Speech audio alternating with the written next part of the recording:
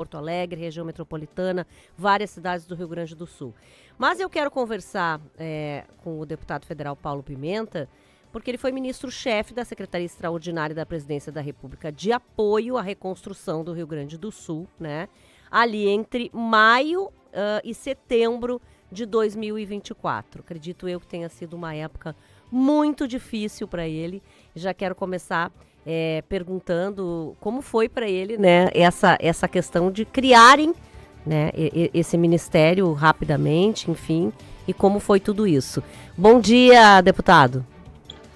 Bom dia, Regina. Bom dia, prezados amigos e amigas, ouvintes da Bandeirantes, Bahia Bandeirantes. Prazer em poder conversar contigo, Regina. Obrigada. E também, que coisa boa que a gente pode estar conversando num cenário, né, numa situação tão distinta daquela que nós enfrentamos nesse período do ano passado, né? Eu fui designado pelo presidente Lula. Quando eu fui designado pelo presidente Lula, eu assumi o ministério já era 15 de maio, mas eu estava acompanhando já desde o primeiro dia, né? Vocês lembram, Regina, que começou a chuva mais forte lá em Santa Maria, na nossa região centro. Verdade. Né? Na sua região. Nós tínhamos passado por um episódio muito delicado em 2023, no Vale do Taquari. A região centro não tinha sido tão atingida. E essa tragédia do ano passado, ela começa em Santa Maria, começa na região centro, que é a minha cidade, né? E de lá para diante, né, eu passo, então, a acompanhar e a coordenar todas as ações do governo federal no Rio Grande do Sul, que envolviam, naquele primeiro momento, sem dúvida alguma, o desafio de salvar vidas, Regina. O primeiro momento era o desespero para salvar vidas.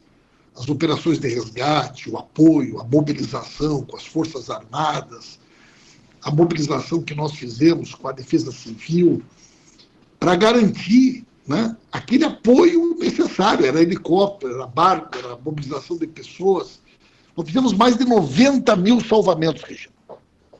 Mais de 90 mil salvamentos. Que né? coisa. Tu vê que isso é uma coisa extraordinária.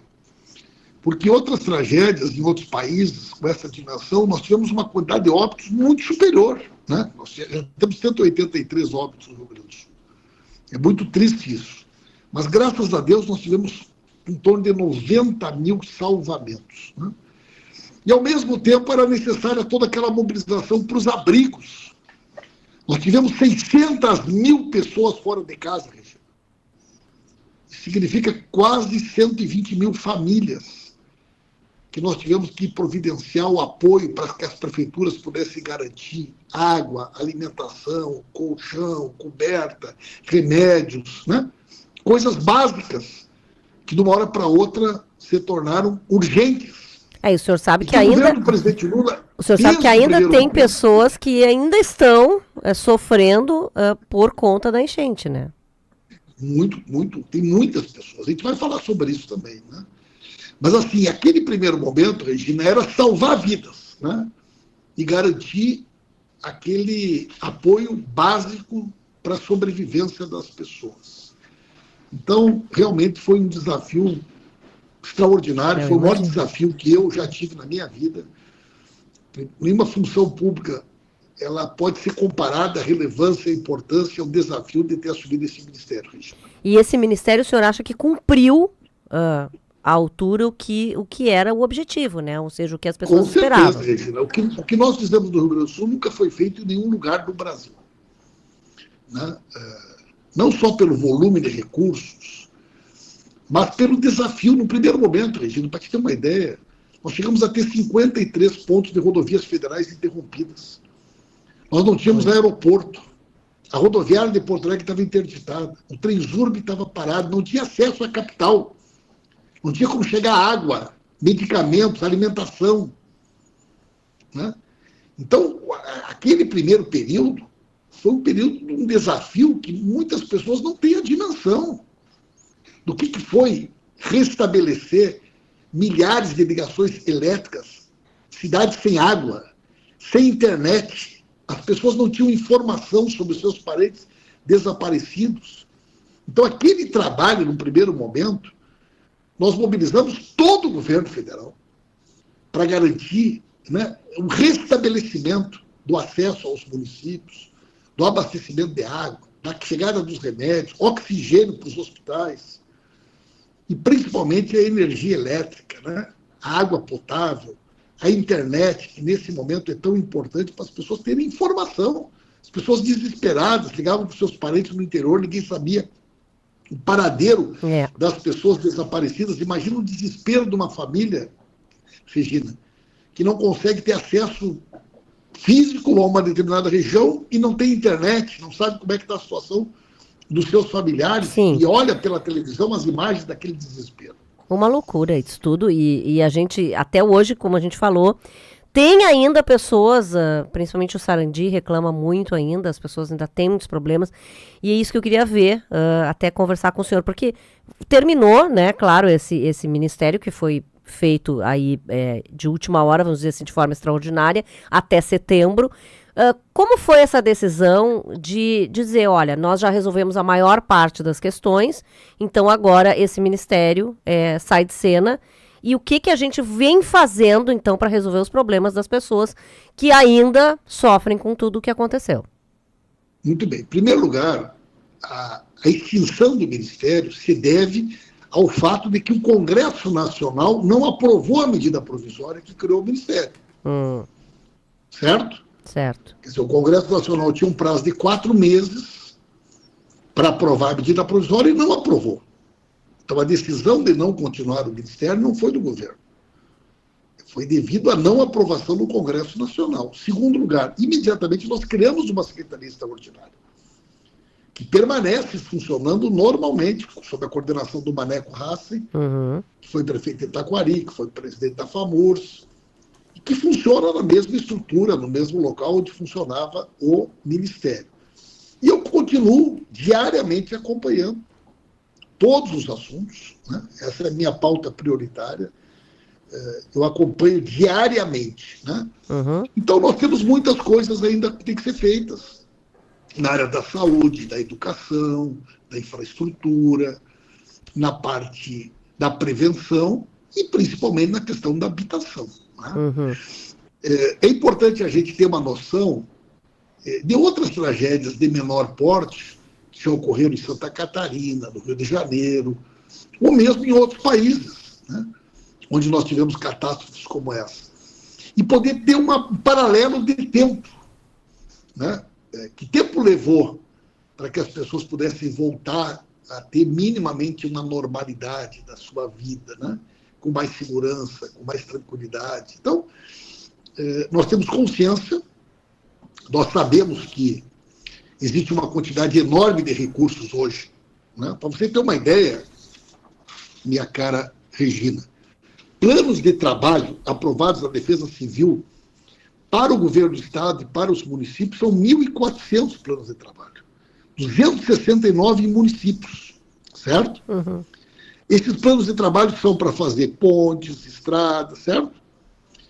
Nós temos uma quantidade enorme de recursos na mão do governo do Estado e das prefeituras na saúde e na educação, para a construção de escolas que foram destruídas, para a construção de unidades de saúde. Onde é que entra o governo federal? O governo federal entra com a liberação do recurso, certo? Agora, o governo federal ele não vai lá na cidade construir uma unidade de saúde.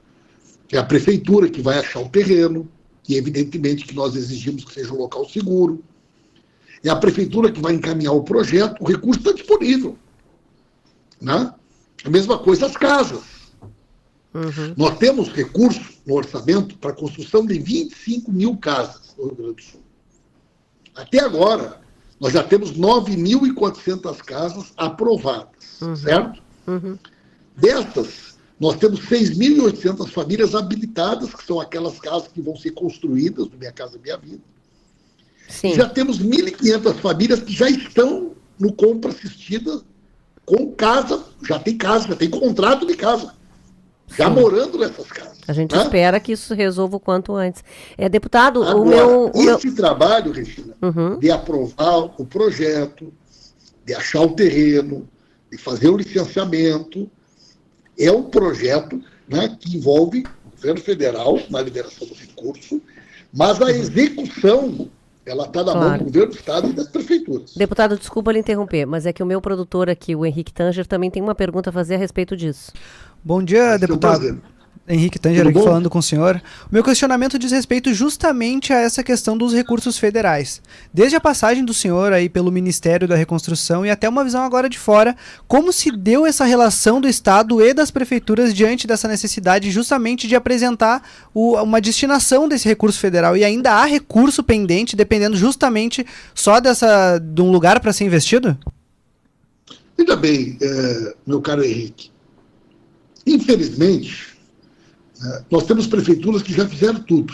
Nós temos prefeituras que já fizeram todas as pontes, já fizeram as estradas, concluíram tudo. Temos prefeituras que até hoje não fizeram nenhuma ponte. Né? O que os prefeitos alegam? Era o ano eleitoral, o prefeito da época perdeu a eleição, saiu, não encaminhou os projetos em tempo hábil, assumiu uma nova administração, precisou compor um novo grupo técnico. Né? Agora, o recurso está lá. Né? Quer dizer, você tem um recurso depositado na conta da prefeitura para fazer pontes. Mas quem vai contratar a empresa que vai executar essa ponte é o município. Quem faz o projeto executivo, faz a contratação da empresa, é a prefeitura. É a mesma coisa que as unidades de saúde e as escolas. Né? Aquela parte de reforma, com certeza ela é mais fácil, mais rápida, né? Para você ter uma ideia, nós tivemos no Rio Grande do Sul 521 unidades de saúde que receberam apoio federal. Na educação, nós tivemos 1.970 escolas que receberam apoio federal. Só que a parte de reforma anda mais rápido. A parte de construção, a gente depende do município. A parte de construção, por exemplo, depende da prefeitura indicar um terreno, licenciar o projeto. Nós temos 28 escolas ainda para serem reconstruídas. Pois é. E nós temos ainda 36 unidades de saúde para serem reconstruídas, com dinheiro já liberado pelo MEC e pelo Ministério da Saúde. E que a gente espera que se resolva o quanto antes. Deputado, infelizmente o nosso tempo aqui do Manhã Bandeirantes está terminando, mas eu quero agradecer a sua disponibilidade, também as suas informações aí, né? O deputado Paulo Pimenta, deputado federal, que foi ministro-chefe da Secretaria Extraordinária da Presidência da República de Apoio à Reconstrução do Rio Grande do Sul.